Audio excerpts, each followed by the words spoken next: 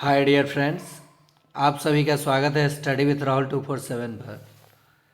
आज के क्लास में हम लोग देखेंगे विज्ञान का महामैराथन जो कक्षा 8 का संपूर्ण पाठ का एमसीक्यू होगा और आगामी 2025 के सभी परीक्षाओं के लिए महत्वपूर्ण होगा।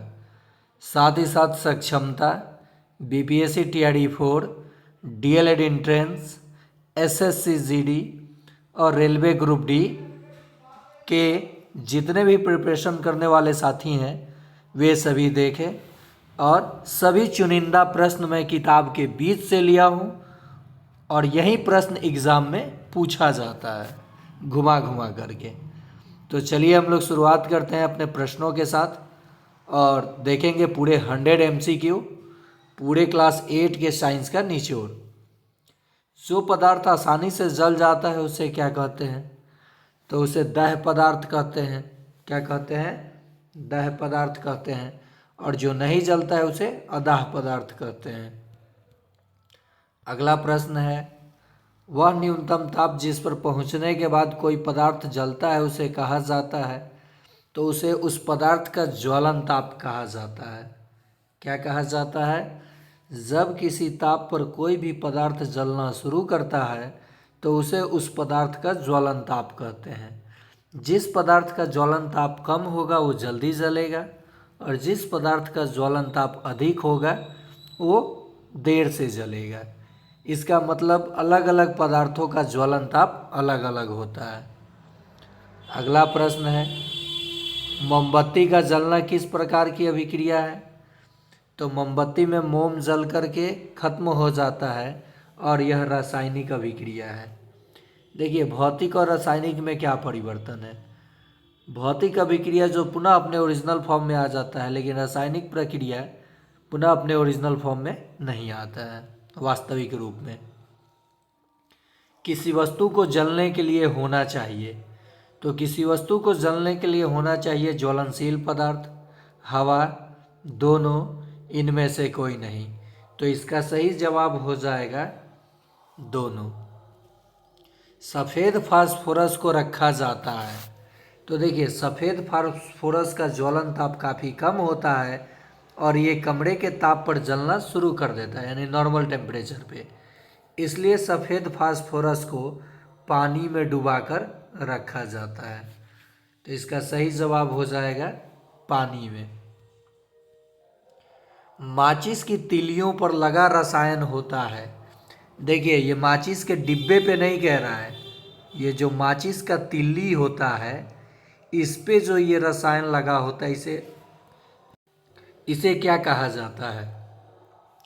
तो ये पोटेशियम क्लोरेट होता है। माचिस की तीलियों पे वो जो ये बारूद लगा होता है उसे क्या कहा जाता है? तो पोटेशियम क्लोरेट कहा जाता है। साथ ही साथ जान लीजिए माचिस के डब्बे पे क्या होता है? तो ये लाल फास्फोरस होता है। कार्ल लैंडस्टीनर ने इसका स्वीडन में सबसे पहले प्रयोग किया था। तो माचिस के डब्बे की बात करें तो उस पे लाल फास्फोरस होता है और माचिस के तीलियों पे बात करें तो इस पे पोटेशियम क्लोरेट होता है। अगला प्रश्न है, मोम बनी होती है। तो देखिए मोम एक हाइड्रोकार्बन है। मोम क्या है? हाइड्रोकार्बन है। तो मोम हाइड्रोजन और कार्बन की बनी होती है। हाइड्रोजन और कार्बन की बनी होती है। अगला प्रश्न है, आग पर नियंत्रण पाया जा सकता है। तो दाह्य पदार्थ को हटाकर, देखिए यहाँ क्या है, दाह्य पदार्थ को हटाकर, ऑक्सीजन की आपूर्ति बंद करके, उसके ज्वलन ताप को बढ़ाकर। तो ये सभी के सभी ऑप्शन सही है, इसलिए इसका सही जवाब हो जाएगा उपर्युक्त सभी। अग्निशामक यंत्र में कौन सा गैस भरा होता है? तो अब अग्निशामक यंत्र में कार्बन डाइऑक्साइड भरा होता है। क्या भरा होता है? कार्बन डाइऑक्साइड भरा होता है। मोमबत्ती के ज्वाला के कितने क्षेत्र होते हैं? तो मोमबत्ती के ज्वाला के, देखिए मोमबत्ती के ज्वाला के 3 क्षेत्र होते हैं। कितने क्षेत्र होते हैं? 3 क्षेत्र होते हैं, पहला, दूसरा और तीसरा। अगला प्रश्न है, तड़ित का सर्वप्रथम पता किसने लगाया था? तो तड़ित का सर्वप्रथम पता बेंजामिन फ्रैंकलिन ने लगाया था। किसने लगाया था? बेंजामिन फ्रैंकलिन ने। आवेश के कितने प्रकार होते हैं? तो आवेश 2 प्रकार के होते हैं, धन आवेश और ऋण आवेश। यहाँ एक चीज़ जान लीजिए, समान आवेश एक दूसरे को प्रतिकर्षित करते हैं और समान आवेश एक दूसरे को आकर्षित करते हैं। ये आकर्षित करते हैं, अट्रैक्ट, और ये रिपेल करते हैं यानी प्रतिकर्षित। आवेश का ऐसा ही मात्रक होता है कूलम। क्या होता है? कूलम। नेक्स्ट है, जिस पदार्थ से होकर आवेश स्थानांतरित होता है कहलाता है, तो वह चालक पदार्थ कहलाता है। क्या कहलाता है? चालक पदार्थ कहलाता है। इसका सही जवाब हो जाएगा चालक पदार्थ। अगला प्रश्न है, आवेशों के मिलने तथा पृथ्वी तक आ जाने की क्रिया कहलाती है, तो ये विद्युत विसर्जन कहलाती है। जब आकाशीय तड़ित होता है तो पृथ्वी तक आता है, तो इस क्रिया को विद्युत विसर्जन कहा जाता है। प्राकृतिक आपदा इसमें से कौन सा है? तो चक्रवात भी है, तूफान भी है, बाढ़ भी है, हिमपात भी है। यहाँ सभी के सभी प्राकृतिक आपदा हैं। इस ऑप्शन को काट कर आप सभी कर लीजिए, यानी सभी हो जाएगा। भूकंप की तीव्रता मापी जाती है, तो भूकंप की तीव्रता सिस्मोग्राफ से मापी जाती है, रिएक्टर स्केल से, तो इसका सही जवाब हो जाएगा रिएक्टर स्केल। बड़े भूभाग में उगाई जाने वाली उपयोगी पौधे क्या कहलाते हैं? तो ये फसल कहलाते हैं। अगला प्रश्न है, वर्षा ऋतु में उपजाई जाने वाली फसल कहलाती है, तो वर्षा ऋतु में जो फसल लगाई जाती है खरीफ की फसल होती है। जैसे मैं बता दूं, खरीफ की फसल धान, गन्ना, राई, ये सब खरीफ की फसल है। शरद ऋतु में लगाई जाने वाली फसल, तो ये रबी फसल गेहूँ, जौ, सरसों, आलू। जायद फसल ये गर्मियों में लगाई जाने वाली फसलों को क्या कहते हैं? जायद फसल कहते हैं। फसलों में पानी देने की क्रिया क्या कहलाती है? तो इसका सही जवाब हो जाएगा सिंचाई। निराई होता है फसलों से खरपतवार को निकालना।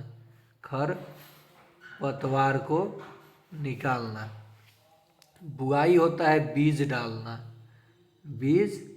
डालना।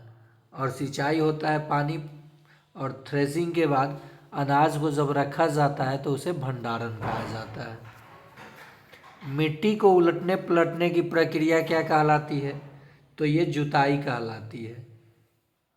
चलिए आगे प्रश्न देखते हैं। जैविक खाद के लाभ हैं, तो जल सोखना, गैस विनिमय, जीवाणु की संख्या में वृद्धि, ये सभी के सभी बिल्कुल सही जवाब हो जाएंगे। निम्नलिखित में सिंचाई के स्रोत हैं, तो नदी भी है, तालाब भी है, झील भी है। उपर्युक्त सभी हो जाएगा इसका जवाब। देखिए, सक्षमता को ध्यान में रखते हुए मैं लेवल धीरे धीरे बढ़ाऊंगा, ठीक है। और यहाँ से सभी एग्जामों में प्रश्न लड़े, मैं ये कोशिश किया हूँ। और ये संपूर्ण जो महत्वपूर्ण प्रश्न है क्लास 8 का, आज महामैराथन विज्ञान में मैं इसलिए लेकर आया कि इससे कहीं से प्रश्न बने आप आसानी से जवाब दे दें। और इस वीडियो के लिए आपसे रिक्वेस्ट है कि वीडियो को देखें तो लाइक ज़रूर करें। सिंचाई के आधुनिक तरीके हैं, तो सिंचाई के आधुनिक तरीके हैं छिड़काव तंत्र और ड्रिप तंत्र, यानी दोनों। निम्नलिखित में कटाई के पर्व हैं, तो देखिए कुछ ऐसे पर्व हैं अलग अलग राज्यों में अलग अलग नाम से जाने जाते हैं, लेकिन वो फसल से जुड़े हुए हैं। तो वैसे फसल की कटाई के समय जो पर्व मनाया जाता है, ये पोंगल भी है, बैसाखी भी है, होली भी है, ओणम भी है, ये सब फसलों से जुड़ा हुआ पर्व है। तो इसका सही जवाब हो जाएगा उपर्युक्त में से सभी, उपर्युक्त सभी। किसान का मित्र कहा जाता है, तो केंचुआ को किसान का मित्र कहा जाता है। निम्नलिखित में से प्राकृतिक रेशा है, तो पटसन भी है, कपास भी है, रेशम भी है। तो इसका सही जवाब हो जाएगा उपर्युक्त सभी। रेशम का रेशा सर्वप्रथम किस देश में प्रयोग हुआ था? तो ये हुआ था चीन में। निम्नलिखित में संश्लेषित रेशा है, तो रेयॉन भी है, नायलॉन भी है, पॉलिएस्टर भी है। यहाँ होना देखिए ये आगे प्रश्न आपको मिलेगा 28 नंबर, इसका सही जवाब हो जाएगा सभी। भारत में सबसे पहले रेयॉन का कारखाना कहाँ खोला गया? तो ये खोला गया था केरल में। नकली रेशम कहा जाता है, तो नकली रेशम रेयॉन को कहा जाता है। र से रेशम, र से रेयॉन, याद रखिएगा, नकली रेशम रेयॉन को कहा जाता है। बल किस प्रकार की राशि है? तो देखिए बल सदिश राशि है। क्या है? बल सदिश राशि है। इसके पास परिमाण और दिशा दोनों होता है, इसलिए बल सदिश राशि है। बल कैसी राशि है? तो ये सदिश राशि है। बल का SI मात्रक क्या होता है? तो बल का SI मात्रक होता है न्यूटन, और CGS मात्रक होता है डायन। CGS मात्रक क्या होता है? डायन। पास्कल ये दाब का SI मात्रक होता है। न्यूटन के गति के किस नियम से बल का व्यंजक प्राप्त होता है? व्यंजक बोले तो सूत्र, तो ये द्वितीय नियम से। और न्यूटन के गति के किस नियम से बल की परिभाषा मिलता है? बल की परिभाषा, यह दोनों प्रश्न में कन्फ्यूजन होता है।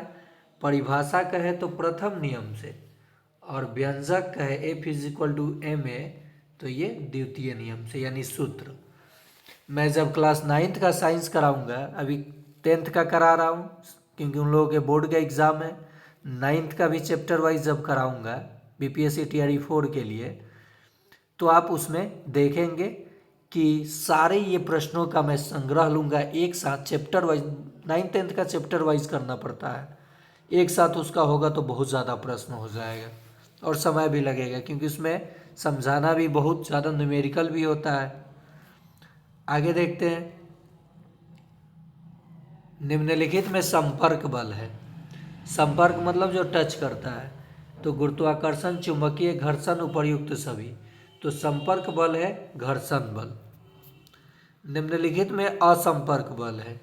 पेशीय बल और घर्षण बल जो है संपर्क बल है, और ये असंपर्क बोला है, तो गुरुत्वाकर्षण बल हो जाएगा। जो बिना टच किए ही बल लगे उसे असंपर्क बल, और जिसको जैसे मान लीजिए आप बाल्टी उठा रहे हैं अपने हाथों से, तो पेशीय तंत्र का यूज कर रहे हैं तो पेशीय बल है। साइकिल चला रहे हैं तो घर्षण बल है। बल का उपयोग कर किया जा सकता है आकार में परिवर्तन, अवस्था में परिवर्तन, गति में परिवर्तन। तो इसका सही जवाब हो जाएगा उपर्युक्त सभी। घर्षण वह बल है जो गति को बढ़ाता है या कम करता है, तो गति को कम करता है। क्या करता है? कम करता है। वैसे जीव जिन्हें खुली आंखों से नहीं देखा जा सकता उसे क्या कहते हैं? तो सूक्ष्म जीव कहते हैं, जिसे सूक्ष्मदर्शी से देखा जाता है। किण्वन प्रक्रिया किसके कारण होता है? तो किण्वन प्रक्रिया ईस्ट के कारण होता है। दही में कौन सा जीवाणु पाया जाता है? तो दही में लैक्टोबैसिलस पाया जाता है। किण्वन प्रक्रिया की खोज किसने किया था? तो किण्वन प्रक्रिया की खोज लुई पास्चर ने किया था। किसने किया था? लुई पास्चर ने। चेचक के टीके की खोज किसने किया था? तो एडवर्ड जेनर ने चेचक के टीके का खोज किया था। सर्वप्रथम प्रतिजैवी की खोज किसने की? एंटीबायोटिक, तो ये अलेक्जेंडर फ्लेमिंग ने सर्वप्रथम प्रतिजैविक यानी एंटीबायोटिक की खोज की थी। पोलियो का कारण है, तो पोलियो वायरस के कारण होता है, तो वायरल डिजीज है। टाइफाइड का कारण है, तो टाइफाइड जीवाणु के कारण होता है, याद रखिएगा। गेहूं में रस्ट रोग का कारण है, तो गेहूं में रस्ट रोग कवक के कारण होता है। किसके कारण? कवक के कारण। देखिए, जैसे इंसानों में रोग होता है वैसे पादपों में भी रोग होता है। जैसे प्लांट्स में रोग होता है, तो वो गेहूं में जो रस्ट रोग होता है, रस्ट नाम का रोग, वो कवक के कारण होता है। चीनी को अल्कोहल में परिवर्तन करने वाला पराक्रम है, तो ये किण्वन पराक्रम है। कौन सा पराक्रम है? किण्वन पराक्रम। पाव रोटी या इडली के फूलने का कारण है, तो पाव रोटी या इडली के फूलने का कारण है ईस्ट। और 50% प्रश्नों को मैं करा चुका हूँ। एक बार और रिक्वेस्ट है कि अगर आप वीडियोस देखते हैं या देख रहे हैं, चैनल को सब्सक्राइब नहीं किए हैं तो सब्सक्राइब कर लें और बेल आइकन दबा लें। साथ ही साथ लाइक ज़रूर करें और एक प्यारा सा कमेंट करें। मलेरिया रोग का कारण है, ऑप्शन है प्रोटोजोआ, विषाणु, जीवाणु या कवक। तो 50 नंबर प्रश्न का जवाब आप लोग कमेंट में देंगे। जिसे मलेरिया प्रतिजैवी की खोज रोनाल्ड रॉस ने की थी, और इसका जो दवा बनता है वो सिनकोना के छाल से बनता है। लेकिन मलेरिया किसके कारण होता है ये आपको बताना है। प्रति एकांक क्षेत्रफल पर लगने वाले बल को डैश कहते हैं। देखिए, दाब बराबर होता है बल बटा क्षेत्रफल, ठीक है। तो प्रति एकांक क्षेत्रफल पर लगने वाले बल को क्या कहते हैं? दाब कहते हैं। दाब का ऐसा ही मात्रक होता है पास्कल, और 1 पास्कल में हो जाएगा आपका 1 न्यूटन प्रति मीटर स्क्वायर। ये आपका जवाब हो जाएगा। क्षेत्रफल अगर बढ़ा दीजिएगा तो दाब कम हो जाएगा। प्रति एकांक क्षेत्रफल पर लगने वाले बल को तो ये दोहरा गया है। दाब का फॉर्मूला क्या है? 52 नंबर का आपको कमेंट में जवाब देना है कि दाब का सूत्र क्या है। किस वैज्ञानिक ने प्रतिपादित किया कि तरल पदार्थ सभी दिशाओं में दाब आरोपित करते हैं? तो ये पास्कल ने, ब्लेज पास्कल ने ये बताया था। जब कोई तरल पदार्थ ऊपर की ओर बल लगाता है तो उसे कहा जाता है उत्प्लावक बल। क्या कहा जाता है? अपथ्रस्ट यानी उत्प्लावक बल। यदि बल हो गया है यहाँ, यदि बल को दोगुना कर दिया जाए तो दाब क्या हो जाएगा? जैसे मान लीजिए यहाँ पे प्रेशर हो गया आपका, दाब बराबर बल बटा क्षेत्रफल, तो ये बल अब बटा क्षेत्रफल को दोगुना मैं कर दूँ अगर, तो ये हाफ यानी 0.5 आधा हो जाएगा। बल क्या हो जाएगा? आधा हो जाएगा दाब। चलिए आगे देखते हैं। पृथ्वी पर वायुमंडलीय दाब का मान कितना होता है? तो ये होता है 100 किलो पास्कल। एक वायुमंडलीय दाब का मान लगभग कितना होता है? तो ये होता है 1 kg पर सेंटीमीटर स्क्वायर। सही जवाब क्या हो जाएगा? एक वायुमंडलीय दाब का मान 1 kg प्रति सेंटीमीटर स्क्वायर होता है। ईंधन किस काम में आता है? तो उपर्युक्त सभी हो जाएगा इसका जवाब। निम्नलिखित में से ईंधन नहीं है, तो लोहा जो है ईंधन नहीं है। ईंधन क्या होता है? जो जल करके उष्मा और प्रकाश दे, वो ईंधन कहलाता है। रसोई घर में उपयोग होने वाला ईंधन है, तो ये एलपीजी है। क्या है? LPG, liquefied petroleum gas. और वाहनों में कौन सा ईंधन प्रयोग होता है? तो सीएनजी। ठोस अवस्था में पाया जाने वाला ईंधन है, तो ठोस अवस्था में पाया जाने वाला ईंधन है कोयला। पेट्रोलियम का परिष्करण किस विधि द्वारा होता है, तो ये होता है आसवन विधि द्वारा। बरौनी तेल शोधक कारखाना की स्थापना कब हुई, तो ये रोमानिया और रूस की सहायता से, देखिए रूस और रोमानिया की सहायता से 1964 में इसकी स्थापना हुई थी। यानी बिहार का एकमात्र तेल शोधक कारखाना बरौनी में स्थित है, जिसकी स्थापना 1964 में हुई थी। वाहनों के लिए सबसे कम प्रदूषक ईंधन है, इसका जवाब 64 नंबर का आप लोगों को कमेंट में देना है। अगर आप देख रहे हैं प्रश्न को तो आंसर ज़रूर दीजिएगा। निम्नलिखित में जीवाश्म ईंधन है, तो ये जितने सारे हैं ये सभी के सभी जीवाश्म ईंधन है। सर्वोत्तम प्रकार का कोयला है, तो कोयला कुल 4 प्रकार का होता है, जिसका चारों का नाम दिया है, और ये एंथ्रासाइट सर्वोत्तम प्रकार का कोयला है, क्योंकि इसमें कार्बन की मात्रा सर्वाधिक होती है। लोहे पर किस चीज़ की परत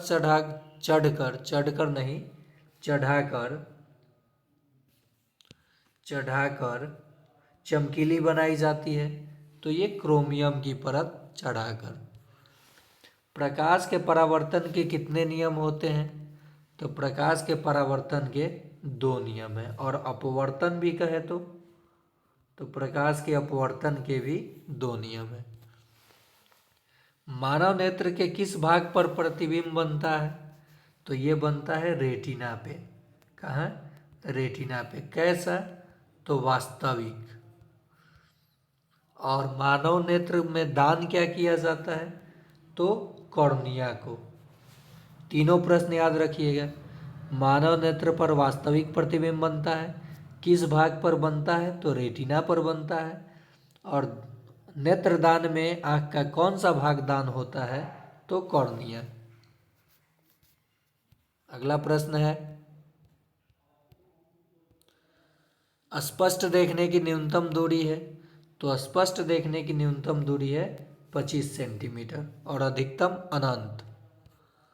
मानव नेत्र पर किस प्रकार का प्रतिबिंब बनता है, अभी मैंने बताया।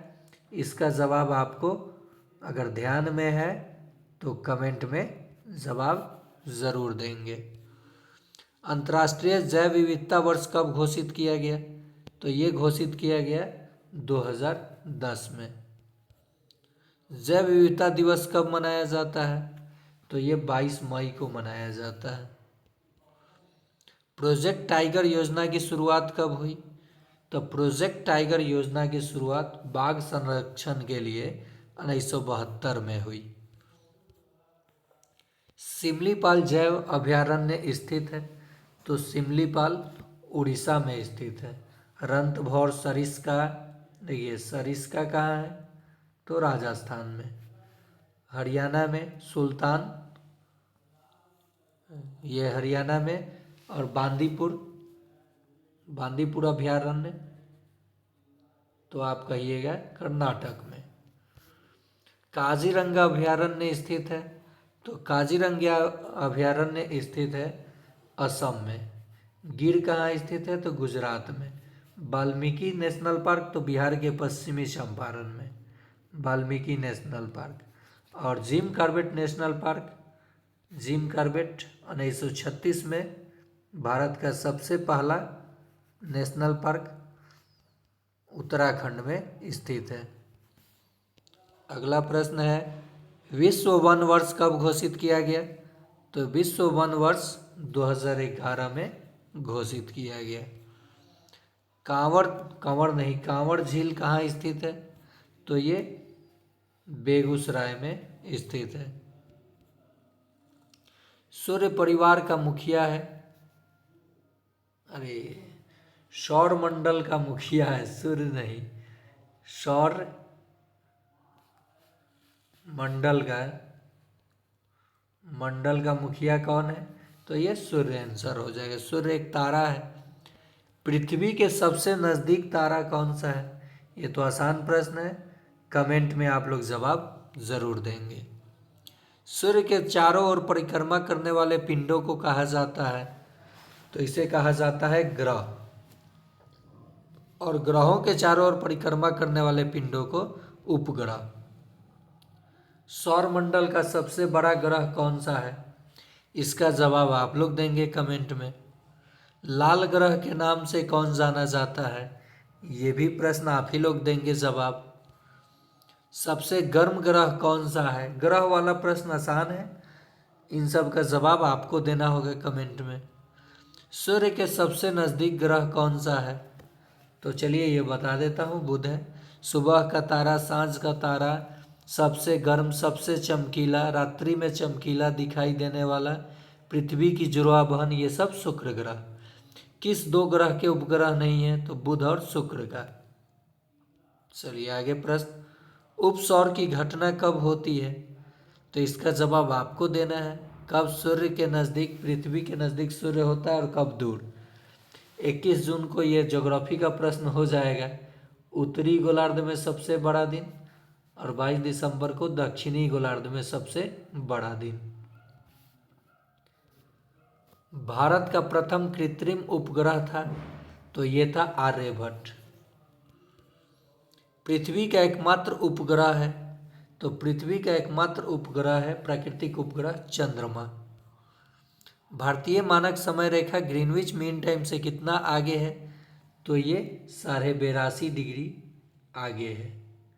देखिए यहाँ 82.5 करना था, 2 हो गया है, 82.5 डिग्री आगे है। ओहो, 82.5 डिग्री। देखिए मैं एक प्रश्न क्या किया हूँ और ऑप्शन क्या दिया हूँ।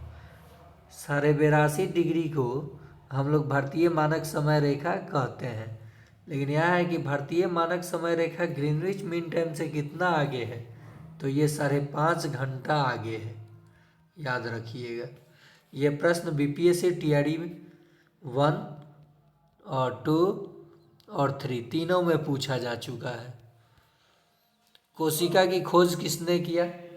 तो कोशिका की खोज रॉबर्ट हुक ने किया 1665 में।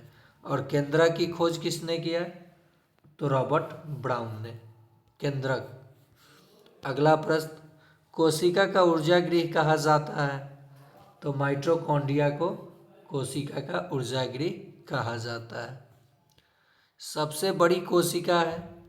तो सबसे बड़ी कोशिका है शुतुरमुर्ग का अंडा, और सबसे छोटी माइकोप्लाज्मा।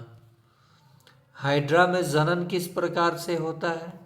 तो हाइड्रा में जनन मुकुलन यानी बर्डिंग के द्वारा होता है। शुक्राणु पाए जाते हैं? तो शुक्राणु नर में पाए जाते हैं। मनुष्यों में कितने जोड़े क्रोमोसोम होते हैं? तो ये 23 जोड़े क्रोमोसोम होते हैं। सबसे हल्का धातु है? तो सबसे हल्का धातु है लिथियम। सबसे विद्युत का सबसे अच्छा सुचालक धातु है चांदी, और किरोसिन में डुबा के रखा जाने वाला धातु है सोडियम। विद्युत का सबसे अच्छा चालक धातु है, आप लोग बताइएगा इसका जवाब। कमरे के ताप पर द्रव अवस्था में पाया जाने वाला धातु कौन सा है? तो ये है पारा। अधातु का है कमरे के ताप पर द्रव अवस्था में, तो ब्रोमीन। सीसा विद्युत का कुचालक है, और सोडियम किरोसिन में डुबा के रखा जाने वाला धातु है। धातुओं के ऑक्साइड किस प्रकृति के होते हैं? तो ये जो होते हैं ये क्षारीय प्रवृत्ति के होते हैं। धातु अधातु में क्लास 10th का जो चैप्टर है उसमें पूरा डिटेल से आपको रिएक्शन भी सिखाऊंगा, बैलेंस करना भी सिखाऊंगा, और कैसे ऑक्साइड का निर्माण होता है ये चीज़ में मैं सिखा दूंगा वहाँ पे। निम्नलिखित में कौन सी धातु तन्य नहीं होती है? तो बिस्मथ जो है ये तन्य, देखिए धातुओं का गुण होता है कि वो तन्य होते हैं, भौतिक गुण, लेकिन बिस्मथ धातु होते हुए भी ये तन्य नहीं है। कौन सा धातु विद्युत का सुचालक है? कौन सा धातु विद्युत का, धातु नहीं, कौन सा अधातु विद्युत का सुचालक, ऐसे सभी धातुएं विद्युत के सुचालक होते हैं एक्सेप्शन को छोड़कर। अधातु यहाँ पूछना चाहिए था और ग्रेफाइट आंसर हो जाएगा। और आज का आखिरी प्रश्न, शुद्ध सोना होता है। देखिए प्रश्न सेट करने में काफ़ी ज़्यादा समय लगा, जिसके कारण से ये वीडियो आपको लेट हुआ। 100 प्रश्न पूरा लाया और पूरे बुक का निचोड़ क्लास 8 के साइंस का। और ये 8 के लिए ही महत्वपूर्ण नहीं है, सीटेट 1 to 5 और सक्षमता 1 to 5, बीपीएससी टीआरई 4, 6 to 8 और 1 to 5, क्लास 9 to 10 के लिए भी महत्वपूर्ण है। तो इतने सारे मेहनत के बाद आपसे रिक्वेस्ट है कि चैनल को, इस वीडियो को लाइक ज़रूर करेंगे और चैनल को शेयर करेंगे। आज के लिए इतना ही। और आपके लिए ये आखिरी प्रश्न, शुद्ध सोना कितने कैरेट का होता है?